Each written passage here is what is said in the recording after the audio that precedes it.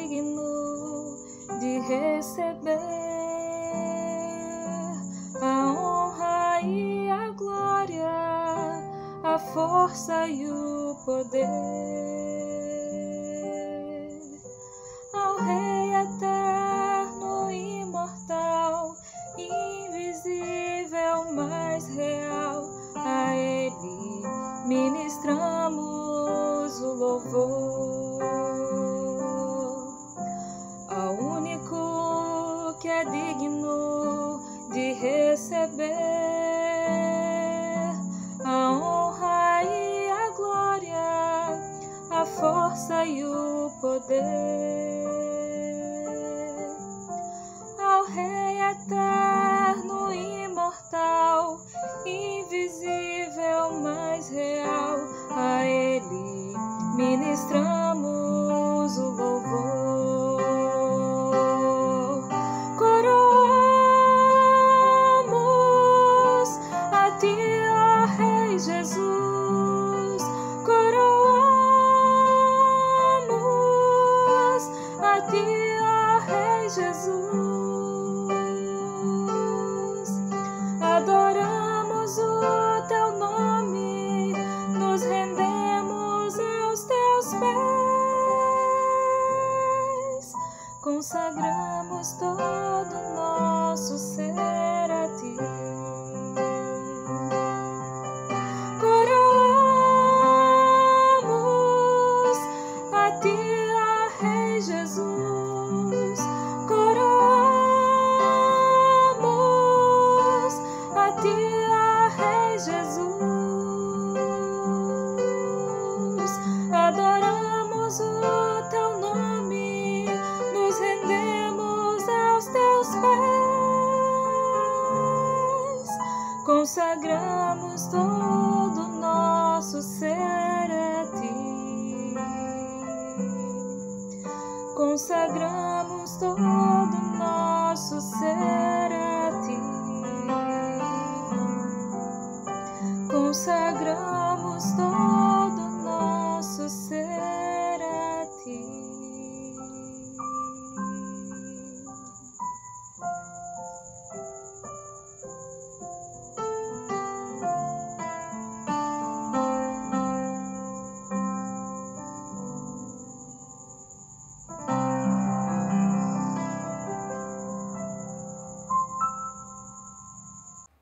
Oremos, irmãos.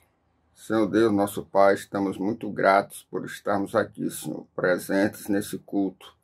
Que o Senhor nos abençoe durante todo esse tempo. Muito obrigado pelo Teu perdão e que esse perdão e a gratidão norteiem sempre nossas ações e reações. Muito obrigado por fazer parte desse corpo que é o Teu, Pai. Em nome do Teu Filho Jesus amado. Amém. Boa noite, irmãos. Mais uma vez nós nos reunimos como igreja para adorar o Senhor. Seja muito bem-vindo, você que vai participar deste culto, que nós possamos nos unir espiritualmente, ainda que não fisicamente, mas possamos estar juntos para adorar ao Senhor e sentir a sua presença. Também agradecemos àqueles que porventura não forem membros da igreja e que estão participando deste momento tão grandioso e tão gostoso de adorarmos juntos ao Senhor. Seja muito bem-vindo a todos. Obrigado.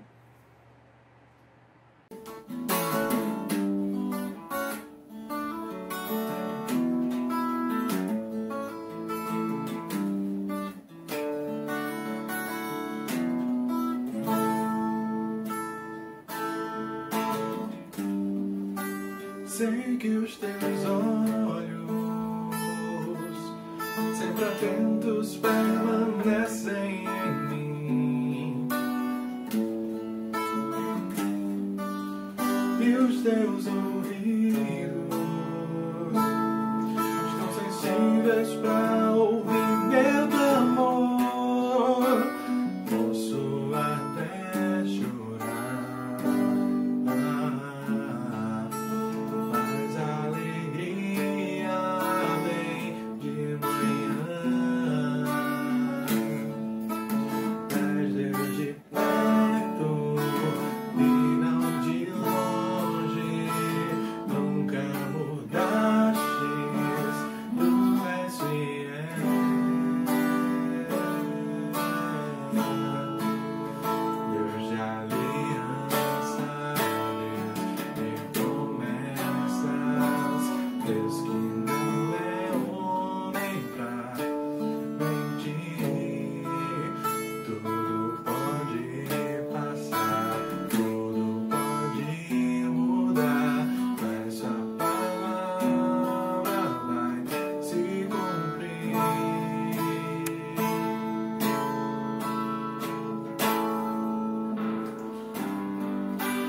Sei que os teus olhos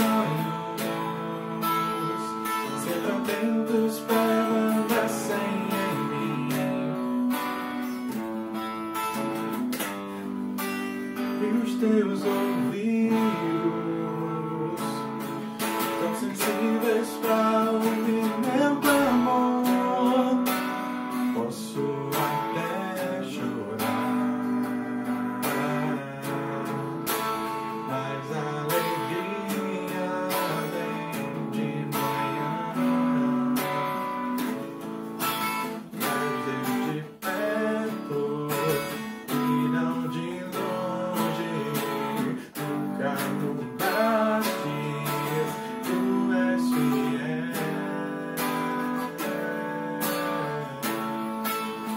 Desde a aliança, desde promessas, desde que morreu lembrar em ti, tudo pode passar, tudo pode mudar, mas sua palavra vai se cumprir. Posso enfrentar o que for, eu sei quem luta por mim. Seus planos não podem ser frustrados. Minha esperança está nas mãos do grande eu sou. Meus olhos vão ver o impossível acontecer. Deus de aliança, Deus de promessas, Deus que não errou lembrar em ti, tudo pode passar, tudo pode mudar, mas sua palavra vai se cumprir.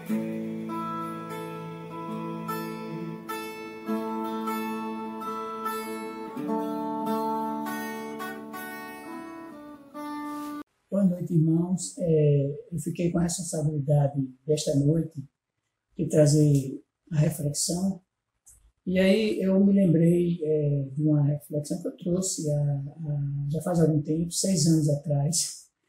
E eu resolvi rever essa reflexão hoje à noite, para o nosso crescimento espiritual, né? Como já faz 6 anos, eu imaginei que muita gente já não se lembra mais, né? Outros talvez não tenham assistido da outra vez que eu preguei, né? E tem aqueles que realmente talvez estiveram presentes e se lembram. Mas, de qualquer maneira, é a palavra de Deus, né, que está sendo pregada, e, de qualquer maneira, ela sempre vive eficaz em qualquer situação, né? Então, eu trouxe naquela ocasião uma reflexão sobre a relação entre missão e cultura. E é isso que eu gostaria de repensar hoje à noite aqui com os irmãos, tá? Ela é baseada no Evangelho de João, no capítulo 9, e eu peço desde já que vocês que estão com suas Bíblias, que a mantenham aberta no capítulo 9 de João, porque é nesse capítulo que nós vamos estar pensando hoje à noite. Eu dividi o texto em 5 atos, né? Eu chamei de atos como se fosse um teatro. Os irmãos vão perceber que parece realmente uma peça teatral, aliás, dá muito bem para ser representada como uma peça teatral. Então, eu dividi em 5 atos e a gente vai pensar nesses 5 atos individualmente e no final a gente faz uma aplicação para os nossos dias. Então, vamos iniciar com a oração. Nosso eterno Deus, muito obrigado, Deus, por mais esse momento de culto. Tu que és merecedor, Deus, de todo culto, de toda adoração. Nós pedimos a tua orientação esta noite, na minha vida, Deus, na vida de meus irmãos, que nós possamos estar abertos a ouvir a tua palavra, e a entendê-la, Deus, e sobretudo a aplicá-la em nossas vidas, Pai. Eu peço humildemente que tu estejas comigo, apesar das nossas limitações, sabemos como é responsabilidade assumir uma pregação, ó Deus, diante de uma comunidade. Então nós te pedimos a tua orientação, que tu possas estar comigo nesse momento, e com nossos irmãos, que nós possamos sair daqui realmente tocados e mais comprometidos contigo. É isso que nós te pedimos em nome de Jesus. Amém. Bom, então, como eu falei, essa reflexão vai estar dividida em 5 atos, né? E o primeiro deles, eu intitulei Jesus, os discípulos e o cego, a doença e a necessidade da missão. Então, está baseado no Evangelho de João, como eu já falei, no capítulo 9. Por enquanto, nós vamos ler os versículos de 1 a 7. Então, os irmãos podem acompanhar aí com suas Bíblias. Diz o seguinte, esses 7 primeiros versículos. Ao passar, Jesus viu um cego de nascença. Seus discípulos lhe perguntaram, Mestre, quem pecou? Este homem ou seus pais, para que ele nascesse cego? Disse Jesus, nem ele nem seus pais pecaram, mas isso aconteceu para que a obra de Deus se manifestasse na vida dele. Enquanto é dia, precisamos realizar a obra daquele que me enviou. A noite se aproxima quando ninguém pode trabalhar. Enquanto estou no mundo, sou a luz do mundo. Tendo dito isto, ele cuspiu no chão, misturou terra com saliva e aplicou-a aos olhos do homem. Então lhe disse, vá lavar-se no tanque de Siloé, que significa enviado. O homem foi, lavou-se e voltou vendo. Então, nesse primeiro ato, né, fica muito claro que Jesus é quem toma a iniciativa. É ele que vê o cego. Começa o texto dizendo isso. Ele vê o cego, ele percebe alguém com necessidades, nesse caso, mais imediatas, necessidades físicas, né? Era um cego de nascença. Aí vem em seguida a pergunta dos discípulos, né? Que, aliás, é uma pergunta muito atual, porque tem a ver com o sofrimento. Os discípulos perguntam a Jesus por que aquele homem nasceu cego, se foi por causa da culpa dele ou dos seus pais, né? E a questão do sofrimento é muito presente, né, na história da humanidade, nas nossas vidas, porque existem teorias, existem livros, existem filosofias que tratam desse assunto tão complexo na nossa vida. E aqui é que está acontecendo isso. Os discípulos estão perguntando uma pergunta natural que talvez nós nos fazemos constantemente. Por que o sofrimento? Por que essa pessoa nasceu cega, né? E aí é interessante que os discípulos fazem uma associação entre cegueira e pecado, né? Isso não é nada extraordinário, porque na mentalidade da época, o ensino rabínico da época dizia exatamente isso. Por exemplo, eles diziam que, abre aspas, que não há morte sem pecado e não há sofrimento sem iniquidade. Então, os rabinos ensinavam que o pecado levava, por exemplo, a defeitos físicos. Era culpa, era explicação, era explicado pelo pecado. Eles também acreditavam que os filhos podiam receber castigo por causa dos erros dos pais. Então, esse era o ensino rabínico e que por isso não é nada estranho que os discípulos fizessem esse tipo de pergunta a Jesus.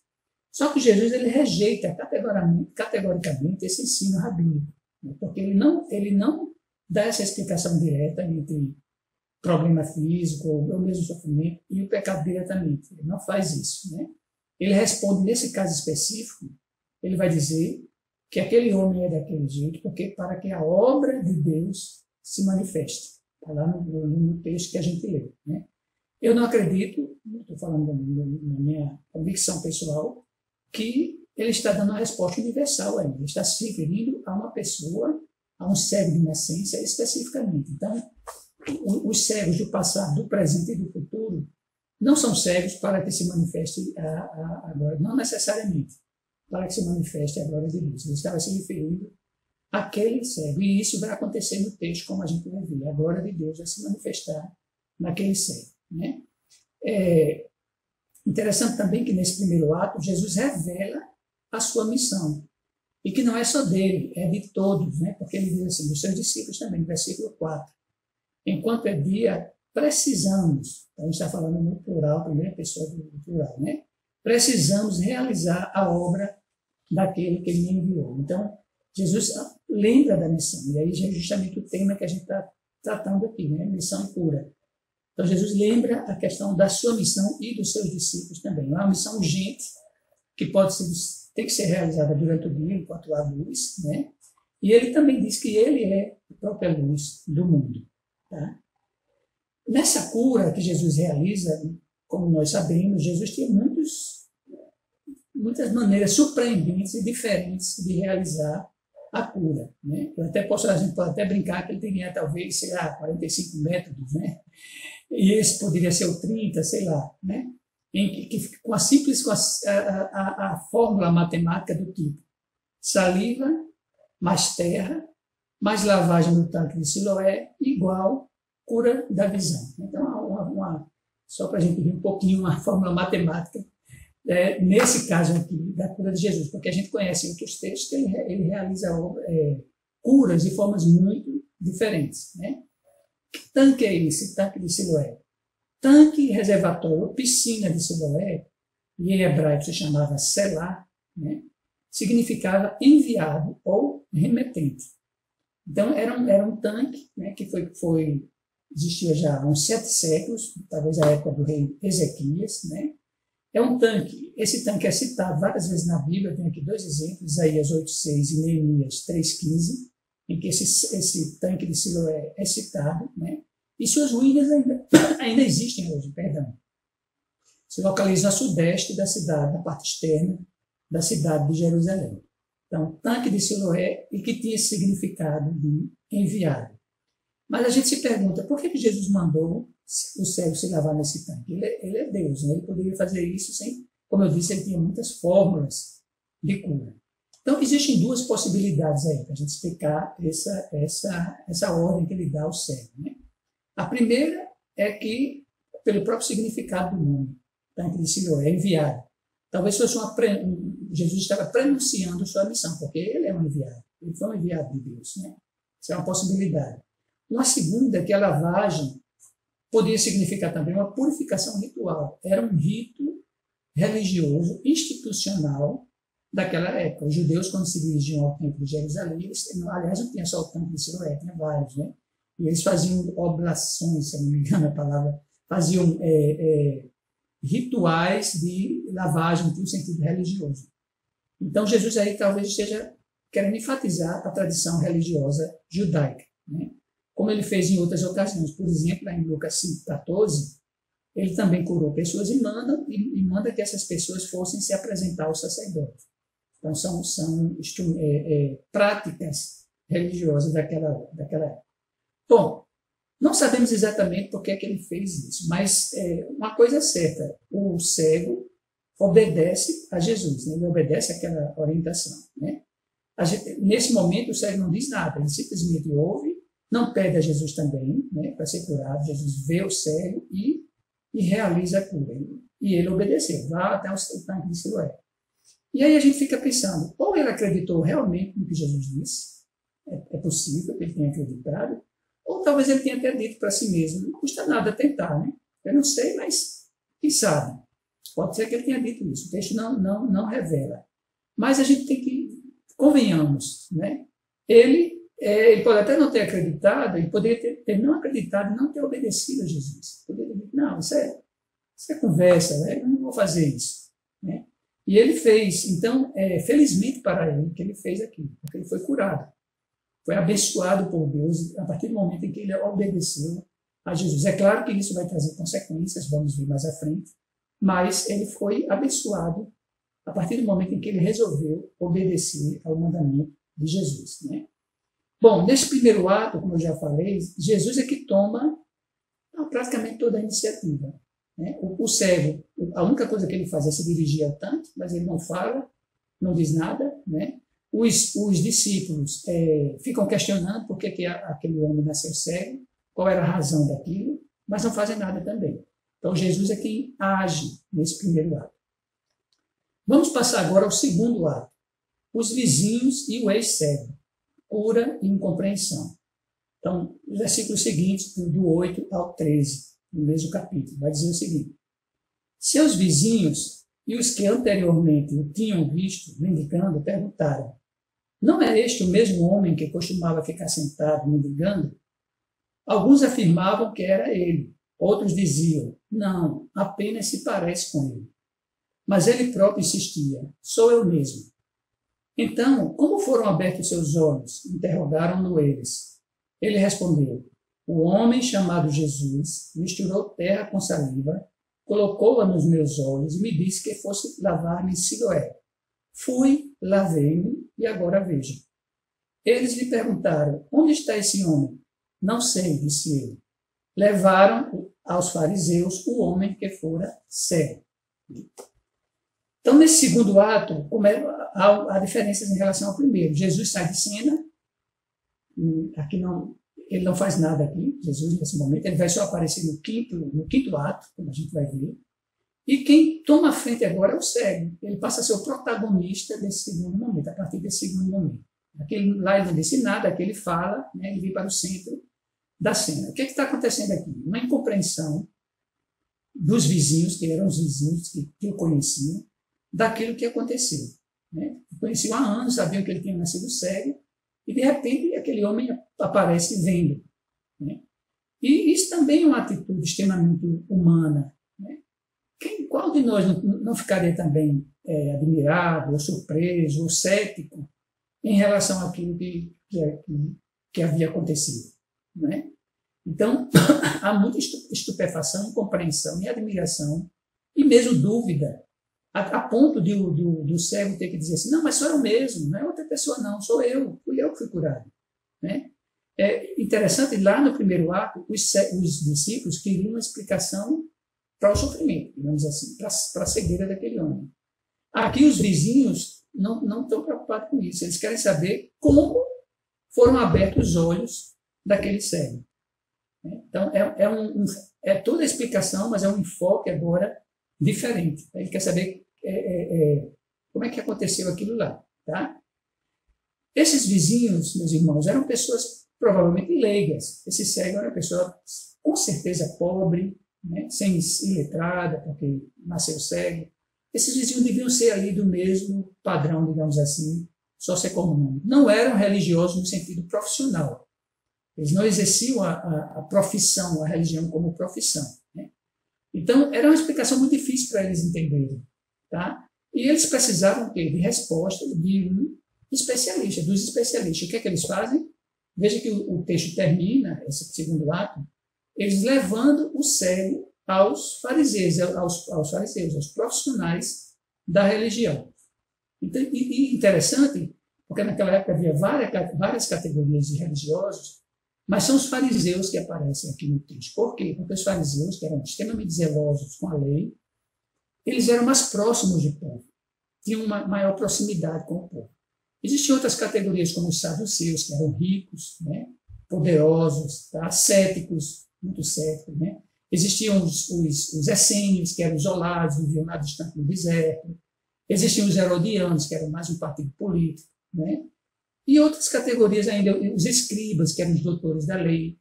Todas essas categorias religiosas, elas eram distantes do povo.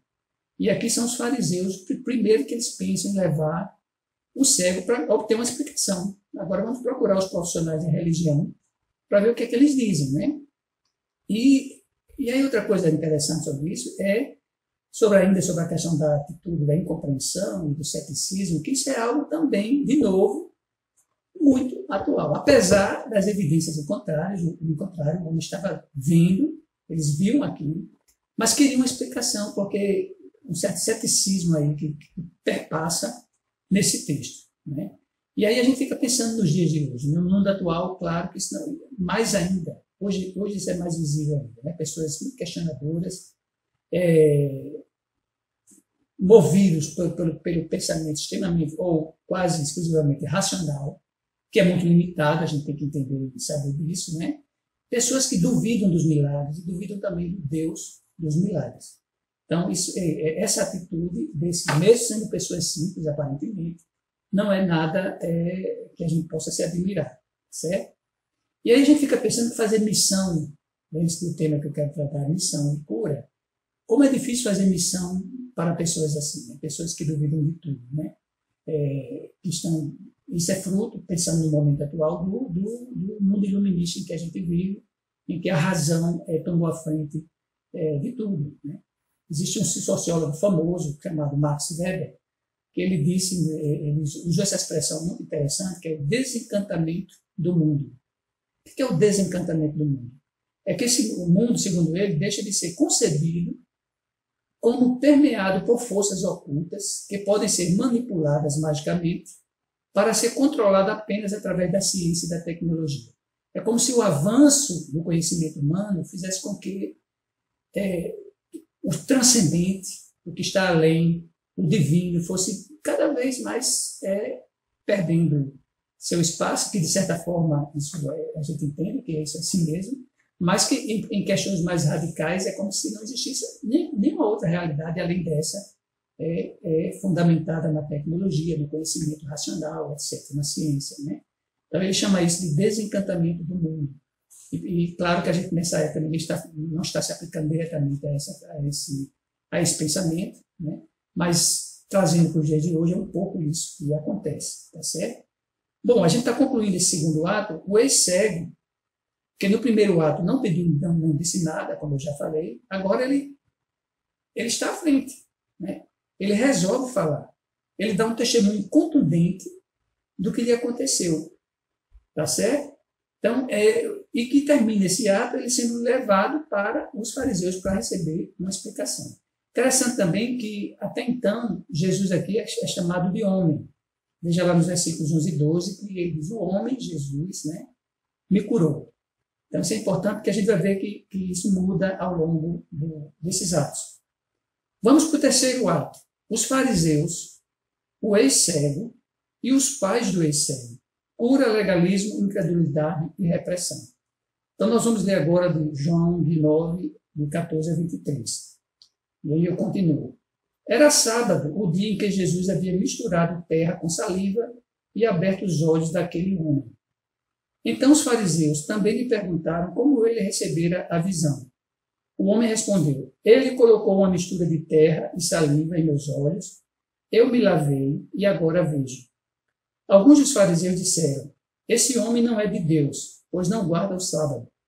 Mas outros perguntavam, como pode um pecador fazer tais sinais miraculosos? E houve divisão entre eles. Tornaram, pois, a perguntar ao cego, que diz você a respeito dele? Foram seus olhos que ele abriu? O homem respondeu. Aliás, foram os seus olhos que ele abriu. O homem respondeu. Ele é um profeta. Os judeus não acreditaram que ele fora cego e havia sido curado enquanto não mandaram buscar os seus pais. Então perguntaram, é este o seu filho, o qual vocês dizem que nasceu cego? Como ele pode ver agora? Responderam os pais, sabemos que ele é nosso filho e que nasceu cego, mas não sabemos como ele pode ver agora ou quem lhe abriu os olhos. Perguntem a ele, idade ele tem, falará por si mesmo. Seus pais disseram isso porque tinham medo dos judeus, pois estes já haviam decidido que se alguém confessasse que Jesus era o Cristo, seria expulso da sinagoga. Foi por isso que seus pais disseram, idade ele tem, perguntem a ele. Os irmãos percebam que agora, nesse terceiro ato, a tensão está aumentando, né? Está havendo um clima já pesado aí. O cego agora tem que dar explicações não mais a seus vizinhos, humildes como eles, né? Do mesmo nível, mas com nível de compreensão talvez muito aquém para entender aquilo que estava acontecendo. Ele agora tem que explicar aos religiosos, aos profissionais da religião. Foi levado, inclusive, pelos vizinhos, a gente viu no texto, para ser, digamos, para que os fariseus, e acho que era isso que os vizinhos esperavam, que os fariseus, os profissionais da religião, dessem alguma explicação para aquilo que havia acontecido, né? E aí os fariseus começam a sua investigação. Primeiro perguntam ao cego, tá certo? Como é que ele havia sido curado? E a resposta do ex-cego é a mesma que ele deu aos vizinhos. Se você comparar o versículo 15 com o 11, vocês vão ver que é praticamente a mesma resposta, com pequenas variações, né? Se entre os vizinhos leigos do segundo ato a polêmica não envolveu diretamente questões religiosas, né? Era natural que aqui nesse terceiro ato isso ficasse muito claro. Afinal de contas, o ex-cego agora estava lidando com, como eu disse, com profissionais da religião, com os fariseus, né? E era natural que essa questão fosse levantada. João começa esse trecho falando sobre o sábado. Porque o milagre de Jesus aconteceu no sábado, o Shabat, no judaico, que é um dia sagrado, como nós sabemos, para os judeus. Então, o sábado é uma instituição religiosa judaica até hoje. Não se trabalha nesse dia, não se pode fazer nada nesse dia. E logo os fariseus, que eram particularmente zelosos da lei. Então, gerou logo uma polêmica de início, né? Nos dizendo que os mais, digamos assim, mais ortodoxos, dizem, não é possível, isso não é de Deus, ele trabalhou no sábado. E outros diziam, não, para esses primeiros, né, os fins não justificavam os meios. Não justificavam. Não interessa se é para fazer o bem, não podemos quebrar a lei do sábado. Tá? Os outros, o outro grupo, não, dizia, não, mas, poxa, só pode ser de Deus, ele fez algo incrível, né? Ele fez uma cura, tá certo? Então começou a haver uma divisão ali entre os próprios fariseus, nesse momento que a gente está analisando, tá certo? E aí, os fariseus foram solicitados pelos vizinhos para dar uma resposta, mas eles também não sabiam, eles ficam ali perguntando a outras pessoas, tá? Eles não sabem não sabem o que dizer. E aí eles, de certa forma, jogam para o próprio cego a responsabilidade, que eles vão dizer assim, foram os seus olhos que ele abriu. Diga o que é que aconteceu. Como é que isso aconteceu? Foram os seus olhos que ele abriu. Né? Os fariseus perguntam ao cego, tá certo? Outra sutil diferença aqui que é importante a gente destacar é que a discussão agora passa do milagre da cura para o autor do milagre. Isso é interessante. Eles não estão mais preocupados com o milagre em si, eles querem saber quem foi o autor daquele milagre. Passa-se do efeito para a causa. Né? Então, há uma sutil diferença nessa discussão. Os fariseus estão mais preocupados em saber quem foi que fez aquela cura do que a própria cura em si. Tá? E aí, o ex-cego, nesse momento, ele já eleva o status religioso, o status religioso de Jesus. Né? Ele vai dizer no versículo 17 que Jesus agora é um profeta, antes era um homem. Ele diz, o que vocês acham que ele é? Ele é um profeta. O ex-cego respondeu. Claro que essa resposta não deve ter agradado aos fariseus. Né? E contra todas essas evidências, que ali não tinha como você negar o milagre daquele, os fariseus continuavam duvidando do próprio milagre. Veja no versículo 19. Né? Eles continuavam duvidando, não acreditavam que esse milagre pudesse ter acontecido. E aí o que é que eles fazem uma etapa seguinte da investigação, depois de perguntar de novo ao cego, eles chamam os pais. Vamos ver o que é que os pais desse cego dizem. Né?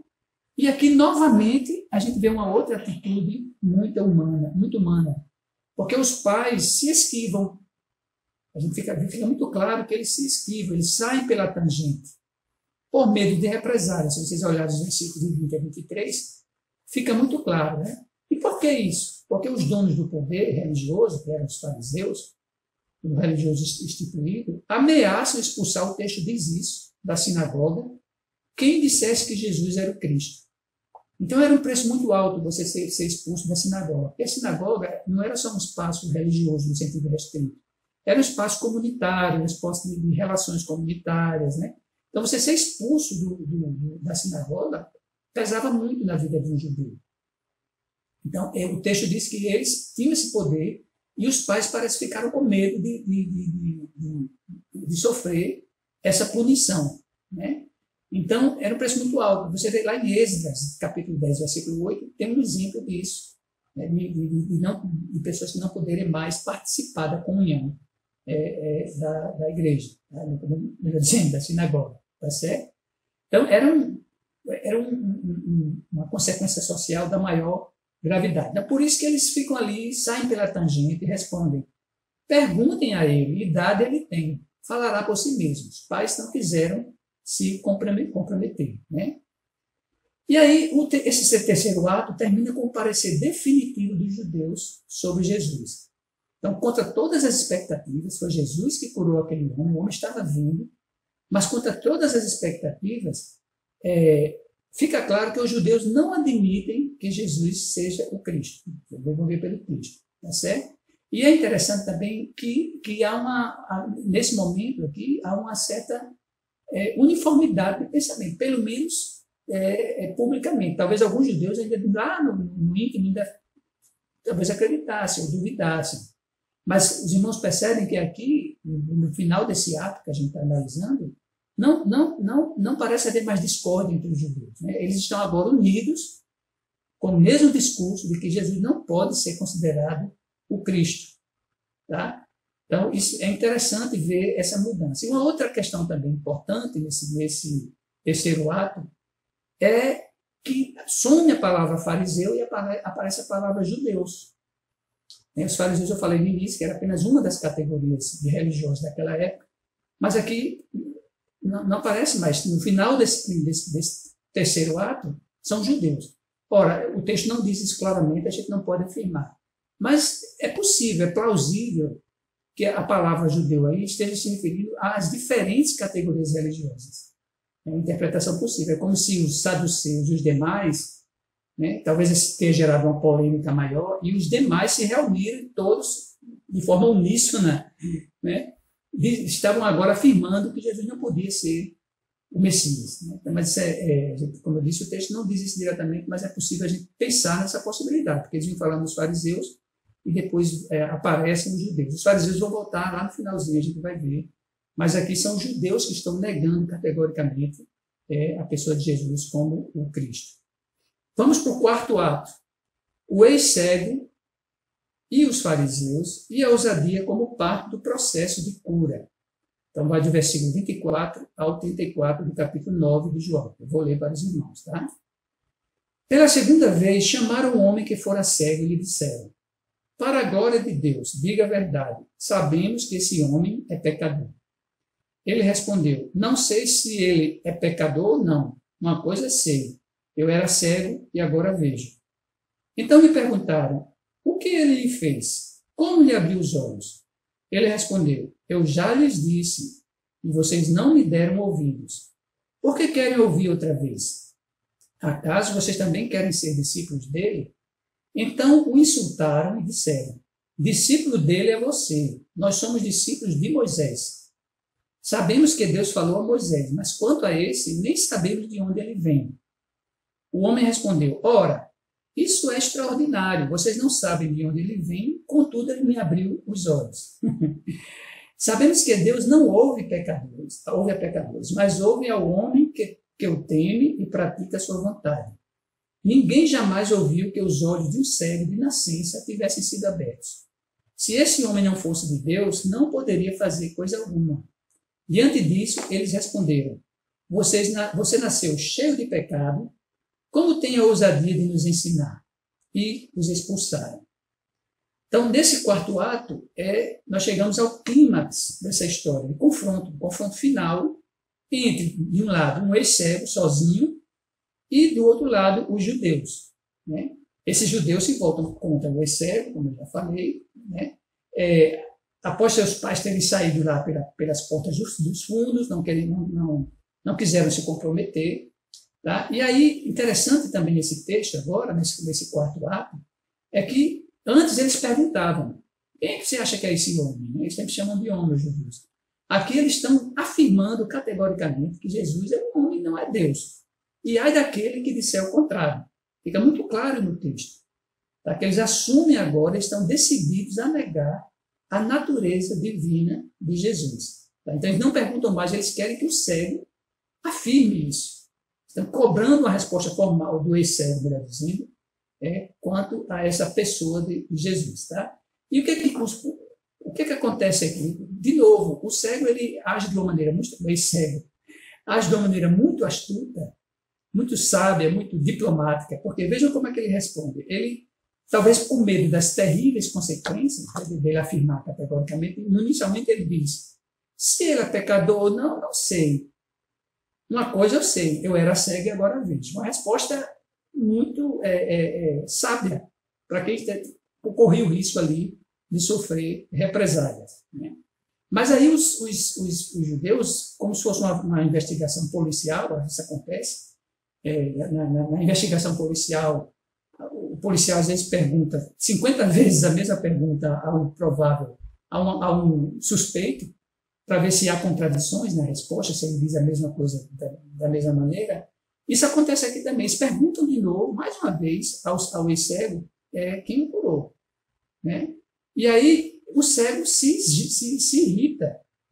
Certo? Aliás, como Jesus havia curado. E o cego se irrita com isso. Lá veja os versículos 26 a 27. O cego diz, mas eu já respondi, vocês estão insistindo com isso. Certo? E aqui eu quero chamar a atenção para essa evolução na percepção do cego sobre Jesus, e a coragem dele, porque a tensão está aumentando, os irmãos estão percebendo. Né? Então, o que a gente percebe? No primeiro ato, ele estava mudo, não falou nada, apenas obedeceu a Jesus. No segundo ato, ele já começa a falar corajosamente sobre Jesus, que Jesus teria feito na sua vida, como Jesus o curou. Mas Jesus ainda é visto por ele, pelo ex-cego, como homem. No terceiro ato, Jesus é elevado ao status de profeta. Quem é que vocês acham que ele é? Eu acho que ele é um profeta. Então, mudo, homem, profeta. Né? E aqui, nesse clímax desse ato aqui, a coisa está mais visível, está mais clara ainda. Veja que no versículo 17, ele se declara indiretamente discípulo de Jesus, porque ele pergunta, vocês também querem ser discípulos de Jesus? Também o incluía. Né? E é claro que ele está confrontando essas autoridades, tá? E questionando diretamente essas autoridades. E essa pergunta que eu repeti aqui era uma pergunta sarcástica. Né? Ele sabia, mas vocês também querem ser discípulos desse Jesus? Então, é evidentemente uma pergunta muito sarcástica para aquelas autoridades religiosas. Tá? E aí, dos versículos 27 ao 34, começa uma discussão acalorada entre judeus, não mais fariseus, judeus, que se arvoram terem a autoridade de Moisés, e o ex-cego, que continua insistindo, fazendo uma bela defesa de Jesus. A resposta mais incrível está no versículo 33. No versículo 33, quando ele vai dizer, se esse homem não fosse de Deus, não poderia fazer coisa alguma. Então, ele enfrenta mesmo, né, as autoridades, porque há um processo de conversão aí, deste homem. Ele está cada vez mais convicto da divindade de Jesus. Né? E isso é a gota d'água para os fariseus. A gota d'água. Aí passou, não deu mais. Né? Eles o humilham, o texto diz isso, eles o humilham. Né? Ele que era uma pessoa simples, pobre, cego de nascença, então essa pessoa não devia ter muitos recursos, devia ser um pobre, né? Iletrada, enquanto que eles, claro, os sábios, né? Professores da lei, conhecedores do ensino religioso, não podiam ser confrontados dessa forma por uma pessoa tão ignorante. Né? Ele disse que eles respondem de maneira áspera, dizem que você nasceu no pecado, e os expulsam. De onde? Da sinagoga. Está lá no versículo 34. Não aparece a palavra sinagoga, mas é claro que o contexto é esse. Eles o expulsam da sinagoga. Vamos para o quinto e último ato. Jesus, o ex-cego e os cegos fariseus. De volta à missão ou à cura total. Então, dos versículos 35 a 41. Vou também. Tá? Jesus ouviu que o haviam expulsado e, ao encontrá-lo, disse, você crê no Filho do Homem? Perguntou o homem, quem é ele, Senhor, para que eu nele creia? Disse Jesus, você já o tem visto, é aquele que está falando com você. Então o homem disse, Senhor, eu creio, e o adorou. Disse Jesus, eu vim a este mundo para julgamento, a fim de que os cegos vejam e os que veem se tornem cegos. Alguns fariseus que estavam com ele ouviram-no dizer isso e perguntaram, acaso nós também somos cegos? Disse Jesus, se vocês fossem cegos, não seriam culpados de pecado. Mas agora que dizem que podem ver, a culpa de vocês permanece. Então, irmãos, nesse último e quinto ato, Jesus ele ensina, eu falei que lá no início, né, ele cura o cego e sumiu dessa confusão toda, aqui ele aparece, ele entra em cena. Né? Na verdade, ele estava presente o tempo todo, porque toda a discussão girava em torno da figura de Jesus, mas fisicamente ele não estava, tá certo? E aqui, esse quinto ato, ele pode ser dividido em dois trechos. No primeiro, que vai do versículo 36 ao 38, tudo indica, parece que Jesus está a sós com o cego. Os fariseus não estão por perto. Né? Aqui volta para os fariseus novamente. Tá certo? Na segunda parte, sim. Aí parece que foi um segundo momento, segundo os estudiosos do texto, parece que dá a entender que foi um outro momento em que os fariseus parecem fazer esse comentário. Tá? Interessante também que Jesus encontra esse homem fora da sinagoga, provavelmente nas ruas de Jerusalém. Ele não estava, naquele momento, o homem estava expulso, inclusive, da sinagoga. Tá? Isso é muito significativo. Por quê? Porque o reino de Deus é muito, mas muito maior do que as nossas instituições religiosas, do que elas podem conter. Tá? Então, por isso que Deus pode ser encontrado fora dos ambientes estritamente institucionais. Deus é maior do que isso. Deus criou o universo, né? Então não pode estar restrito à instituição, tá certo? E para nossa tristeza, às vezes, Jesus só pode ser encontrado fora das instituições religiosas. Aqui eu vou ler um versículo muito conhecido, Apocalipse 3:20, que diz assim, né? Eis que estou à porta e bato. Se alguém ouvir a minha porta e abrir a porta, entrarei em sua casa, e com ele cearei e ele comigo. Aqui Jesus está fazendo uma referência em Apocalipse, Jesus está fazendo uma referência clara à igreja de Laodiceia, tá? E como se ele estivesse fora daquela comunidade, querendo entrar naquela comunidade. Isso é muito significativo a gente pensar dessa forma. Agora a gente tem que ter cuidado também. Evidentemente, não podemos nos apressar e concluir que Jesus era contrário às estruturas institucionais. Isso não é verdade. Se a gente lembrar no próprio texto que a gente está analisando aqui em João, ele começa obedecendo, eu comentei lá no início, obedecendo a um ritual religioso, uma instituição. Você vai ser curado, agora vá no tanque de Siloé, e em outras passagens bíblicas isso aparece também. Apresente-se ao sacerdote. Então não há da parte de Jesus uma rejeição da instituição. A gente tem que ter cuidado, porque existe muito discurso sobre isso, né? Então, apenas aqui, Deus não está limitado à instituição. Isso aqui é muito importante a gente destacar, né? Outra coisa importante que a gente pode já, é quase conclusão, é que sobre a questão do sábado, né, que também tem a questão institucional aí, religiosa. Tá? Fica muito claro, a gente sabe disso, que Jesus valorizou muito mais as pessoas, as necessidades das pessoas, do que, nesse caso específico, a questão do sábado, né? As pessoas eram mais importantes do que o sábado. É ele que diz lá em Marcos 2:27, o sábado foi feito para o homem e não o homem para o sábado. Tá certo? Interessante também, meus irmãos, nesse texto, é que em nenhum momento a gente vê pessoas louvando a Deus. Talvez o cego, claro, foi o beneficiado. Mas não há, da parte dos diferentes atores, né, dessa peça teatral, não há ninguém está muito preocupado em louvar a Deus por algo tão extraordinário, a cura e o cego. Então você vê os vizinhos, os pais, os fariseus judeus, os discípulos, todos estavam preocupados com outras questões, menos com a cura em si, com o milagre em si. Então, questões religiosas, questões institucionais, e poderíamos dizer, talvez seja um anacronismo, né, usar a palavra para aquela época, até científicas, porque eles queriam uma explicação racional para aquilo que acontecia.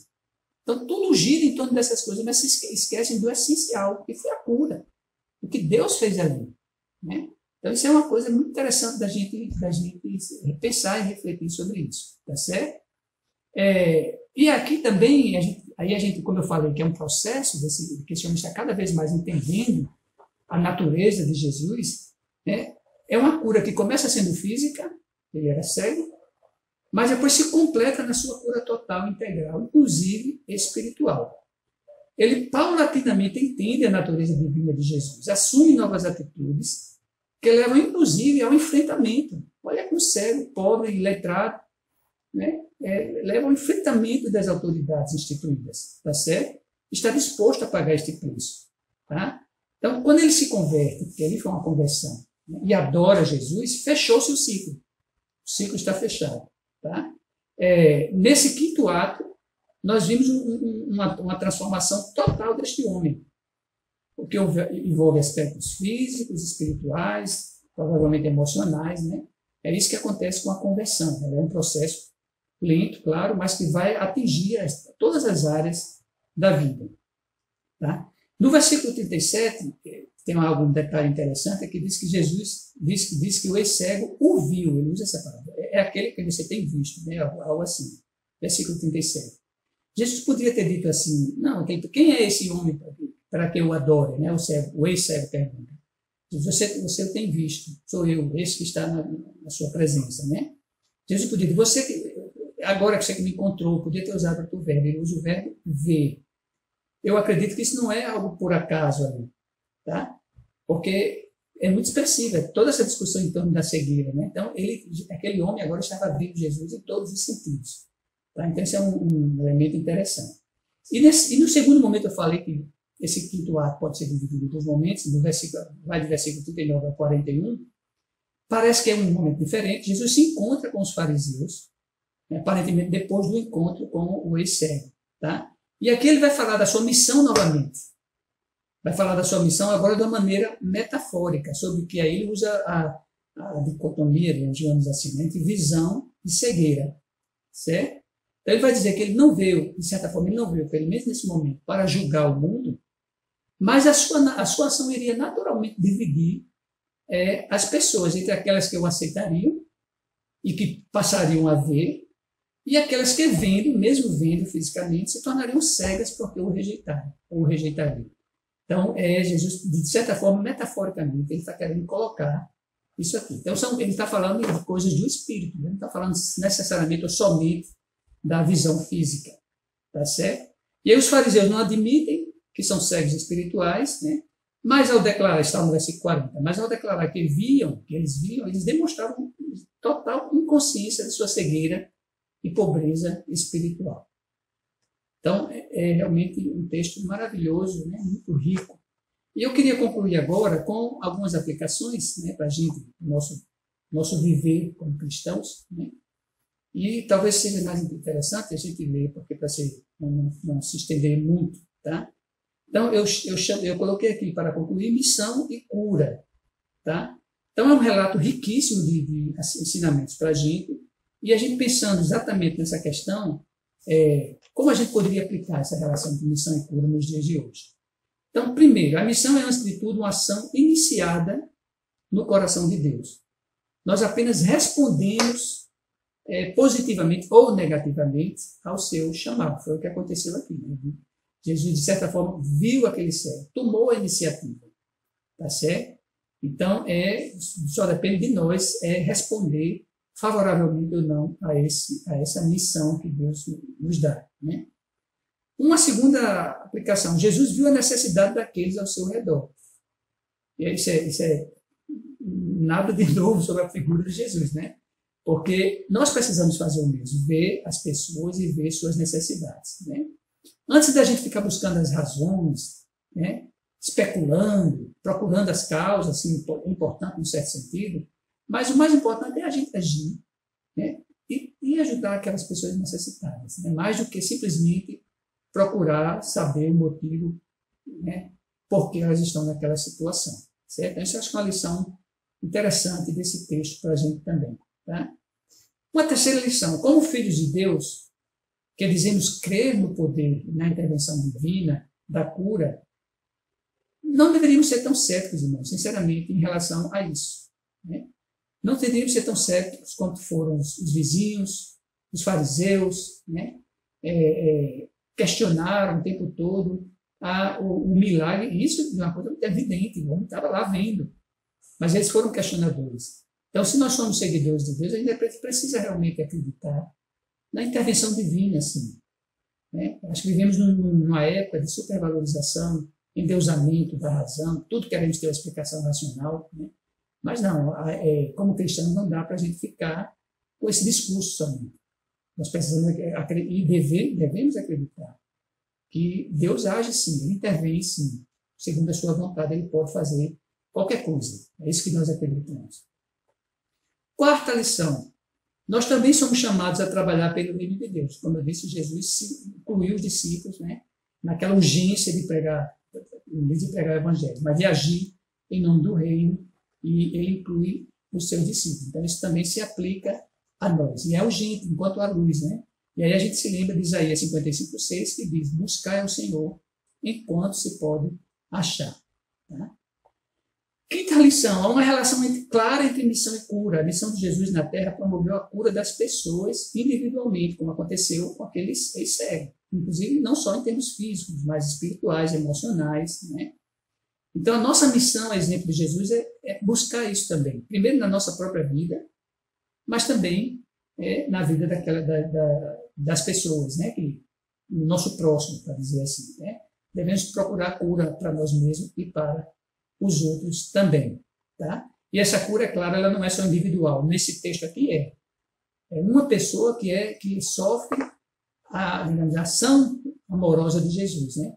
Mas a gente pode aplicar isso, claro, em termos sociais, ambientais, da criação de Deus, né? Tudo precisa da cura do Senhor, certo? Sexta lição: obedecer a Jesus, cumprir a sua missão, sempre nos traz problemas. O cego foi muito beneficiado. Quem não gostaria de voltar a ver? Isso é um milagre, isso é uma bênção infinita. E não só isso, ele passou a conhecer o Deus verdadeiro, o próprio Jesus, né? Mas isso teve um preço para ele. Nós vimos, começou a ser questionado, perseguido, foi expulso da sinagoga, né? Aliás, ele foi expulso da sinagoga, é bom que se diga, não porque ele fez algo errado, pelo contrário, porque ele fez algo certo, pelo menos na perspectiva cristã.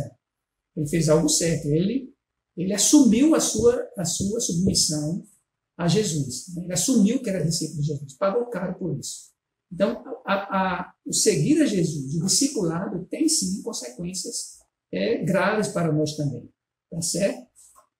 E, finalmente, numa perspectiva cristã também, a cura integral é um longo processo, né? É sempre inacabado, nós sabemos disso, e a gente passa por etapas. Aqui é claro que foi tudo muito rápido, né? Isso não deve ter demorado muito, mas é um pouco de uma representação desse processo de cura, porque esse cego e ex-cego, ele passa por uma série de processos de cura, né?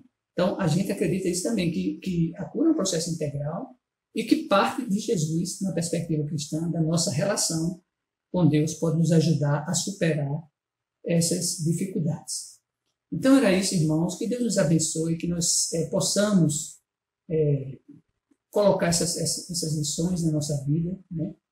Desse belíssimo exemplo, desse texto maravilhoso de João 9, né? Dessa cura miraculosa de Jesus. Que Deus nos abençoe. Amém.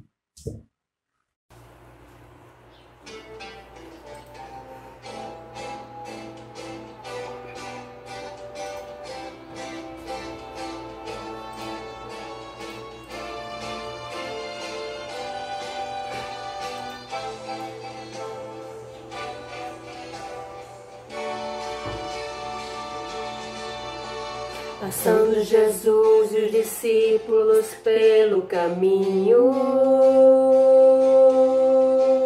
olhou para um homem, um cego, sentado sozinho. De quem era a culpa, Senhor? Foi ele ou seu pai que pecou? O que é que nos leva a sofrer e tanta aflição padecer? E a razão dessa dor conhecer. Então, respondendo Jesus, disse: eu sou a luz. Melhor trabalhar sendo dia, eis que a noite vem. Da sua saliva tornou, com terra da qual misturou. Aos olhos do cego estendeu a mão, fugindo-lhe a escuridão. Fez brilhar, dar a luz, novo dia. Quem ele era eu não sei, cumpriu meu maior desejo. Nem seu nome posso dizer, só sei que agora vejo. Quem ele era eu não sei, cumpriu meu maior desejo. Nem seu nome posso dizer, só sei que agora vejo. Quem ele era eu não sei, cumpriu meu maior desejo. Nem seu nome posso dizer, só sei que agora vejo. Amém. Senhor Jesus, amado Pai, obrigada, meu Deus, por mais um culto. Obrigada por esse alimento, Senhor, que nos destes. Que essas palavras que vieram no culto possam nos ajudar, Pai, na nossa restauração diária, na nossa restauração, Pai, espiritual e física. Te peço, Senhor, por todos aqueles que estão enfermos, também pela irmã Mônica, que o Senhor Deus possa estar com ela e possa ajudá-la a resolver esse problema que ela precisa da saúde. Mas te peço também por tantos irmãos, Senhor, que estão passando por esse problema dessa enfermidade, Pai, que está demorando tanto a ser resolvido, Pai. Só o Senhor sabe qual o propósito que ele existe e quanto tempo ele ainda vai durar conosco, Pai. E só cabe a nós entender que o Senhor está no controle e que seja feita a tua vontade. E que continuamos pedindo que o Senhor Deus nos ajude a saber qual o propósito, nos ajuda a entender e nos ajuda a continuar orando e sendo fiel a Ti, Pai. Que o Senhor Deus possa nos iluminar, nos guardar, nos proteger e nos conduzir para mais uma semana que se inicia, Senhor. Em nome de Jesus, amém. Boa noite a todas as irmãs e aos irmãos da Igreja Batista Viva em Natal. A parte A do versículo 28 do capítulo 8 de Romanos diz o seguinte: sabemos que todas as coisas trabalham juntas para o bem daqueles que amam a Deus. Não parece para mim que exista uma fórmula para palavras de despedida. Eu acho que talvez outras pessoas focassem em listar os seus acertos para que saíssem sob aplausos, se sentindo bem consigo mesmos. Mas de minha parte, ao me despedir da Igreja Batista Viva, eu poderia também listar os meus acertos, talvez, porque houve acertos nos últimos 7 anos e meio, haveria com qualquer pastor. Mas parece mais honesto que eu comece com as minhas desculpas. Houve erros nos últimos 7 anos, haveria com qualquer pastor também.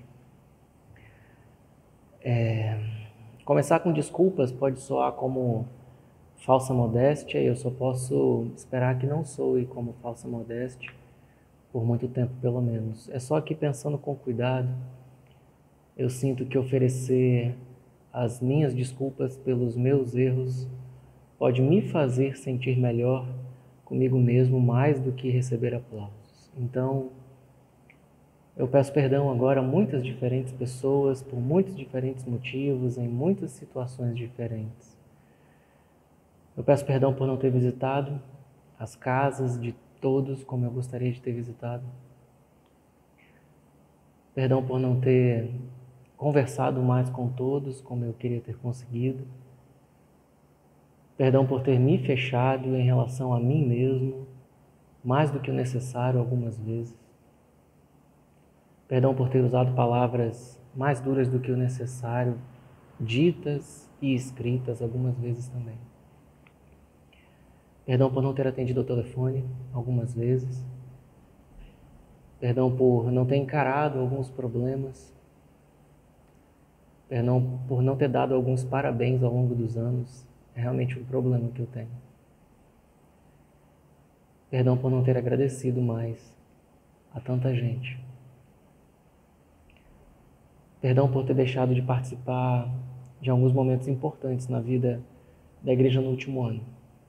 Apesar de fases difíceis serem normais na vida de qualquer pessoa, parte disso foi efeito de escolhas minhas, efeito direto. Eu queria muito ter estado sempre presente em todos os momentos importantes dessa igreja e eu peço perdão por não ter conseguido no último ano. Perdão por não ter conseguido viver tudo que eu acredito, tudo que eu ensino todos os dias. Esse é o desafio maior de qualquer cristão sincero e é o que realmente precisa querer um bom pai, um bom professor e um bom pastor. E eu queria ter sido sempre capaz de viver tudo que eu acredito e ensino todos os dias. Então, acima de tudo, eu peço perdão pela decepção que eu sei que eu causei algumas vezes.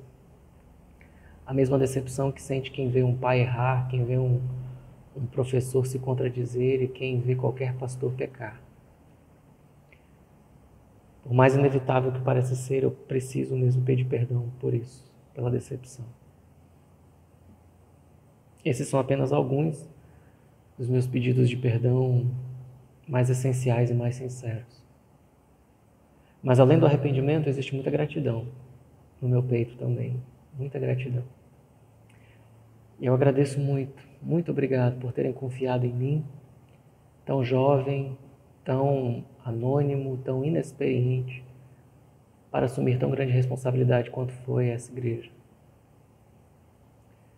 Muito obrigado por terem me dado tanto espaço para realizar experiências tão diferentes com teatro, com música, com outras coisas.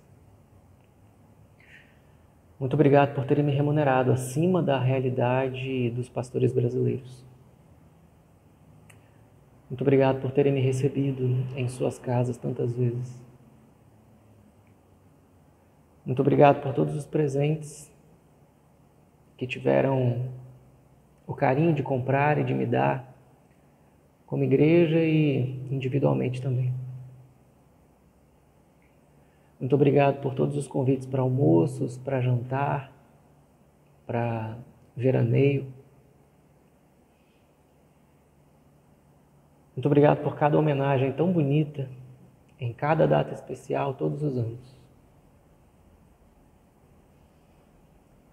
Muito obrigado por cada oração que eu sei que tantos fizeram por mim e ainda fazem.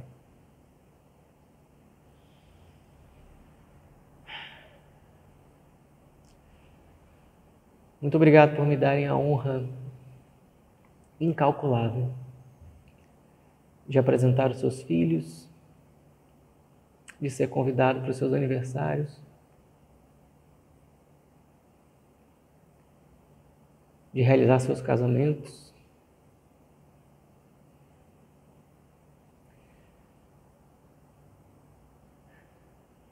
de participar das suas formaturas,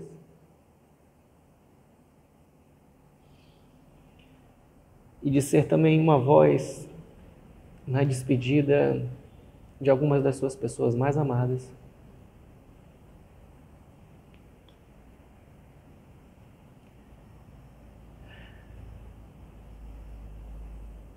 Foi tão marcante para mim, quanto talvez tenha sido para cada um de vocês.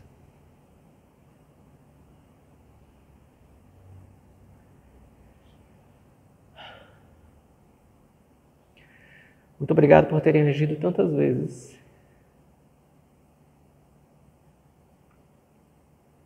Como meus avós, meus pais, como meus irmãos, como meus amigos.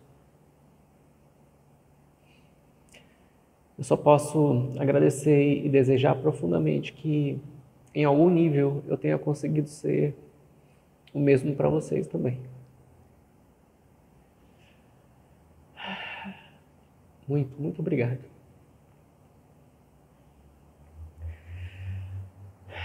Eu prefiro não fazer, então, uma lista de acertos da minha parte agora. Eu fico na lista de desculpas, na lista de gratidões. Eu sei que essa lista de acertos existe porque ela existe na vida e na obra de qualquer pessoa. Mas eu acredito que toda boa dádiva, todo dom perfeito vem do alto. Então, graças a Deus, por todos os momentos em que, pela sua bondade, Ele trouxe algo bonito para esta comunidade através de mim e apesar de mim. Graças somente a Deus. Eu inicio, então, o mestrado em Ciências da Religião no dia 10 de fevereiro, na Universidade Metodista de São Paulo, em São Bernardo do Campo, em caráter online, até que o decreto estadual permita o retorno das aulas presenciais. Quando as aulas presenciais retornarem, eu devo me mudar para a cidade de São Bernardo do Campo, então. Ali eu pretendo procurar espaços para servir ao reino e meios de solução da mensalidade e de sustento pessoal.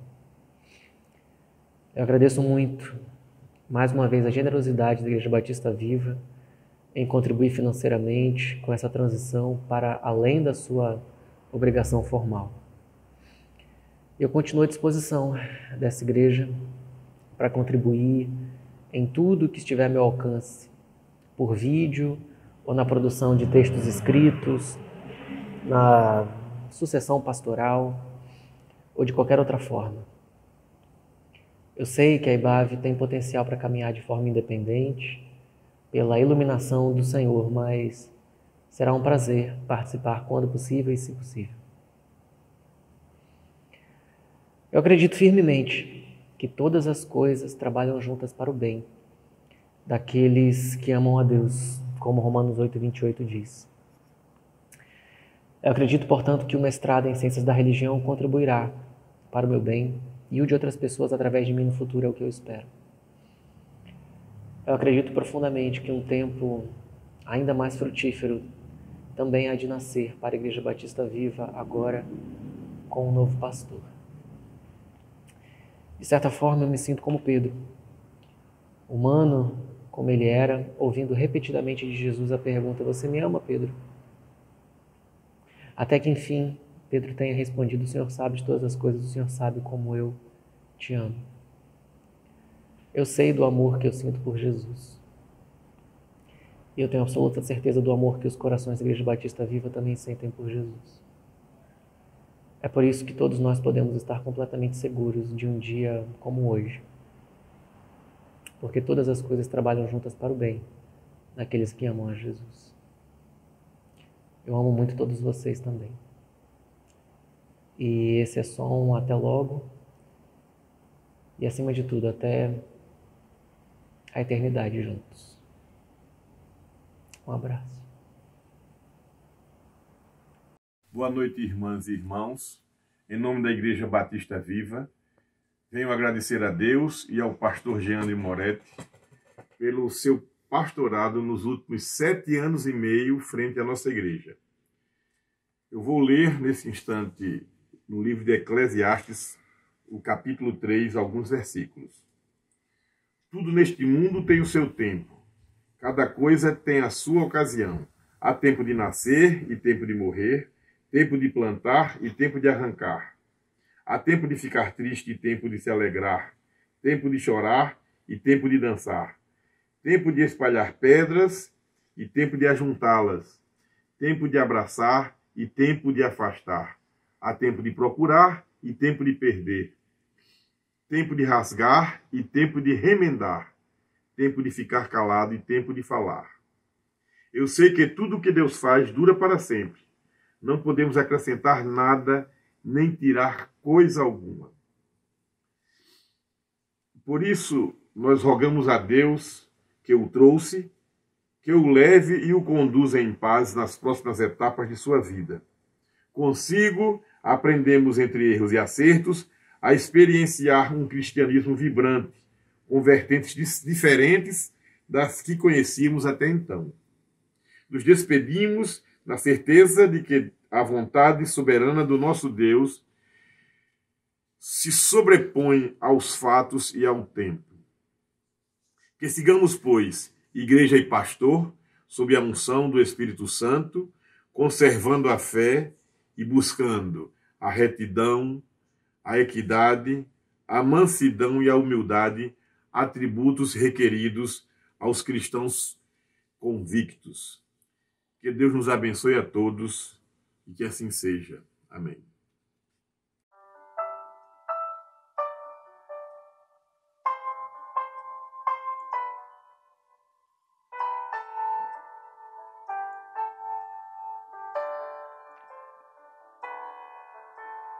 És a nossa estrela da manhã,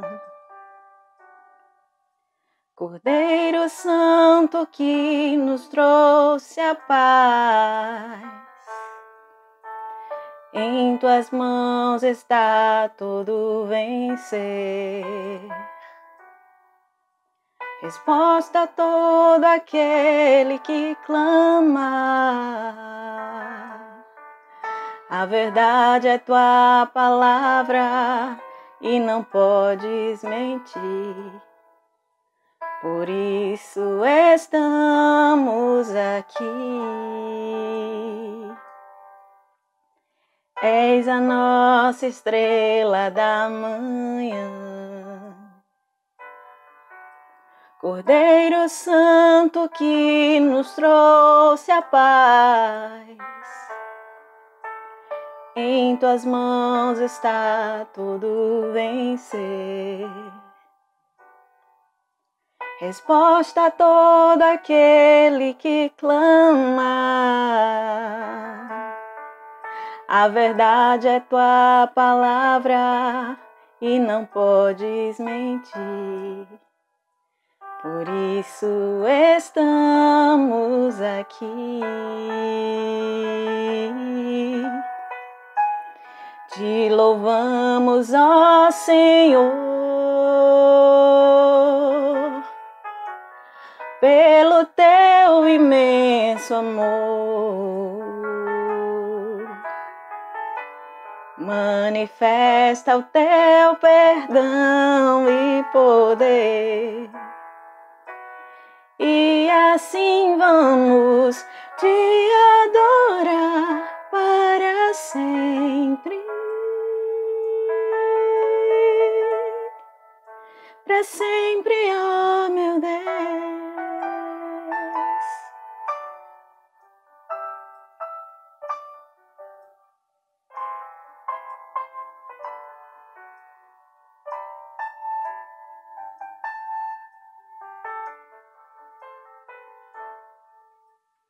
És a nossa estrela da manhã, Cordeiro Santo que nos trouxe a paz. Em tuas mãos está todo vencer. Ele é a resposta. Resposta a todo aquele que clama. A verdade é tua palavra e não podes mentir. Por isso estamos aqui. Louvamos, te louvamos, ó Senhor. Você pode louvar ao Senhor pelo teu imenso amor. Manifesta o teu perdão e poder. E assim vamos te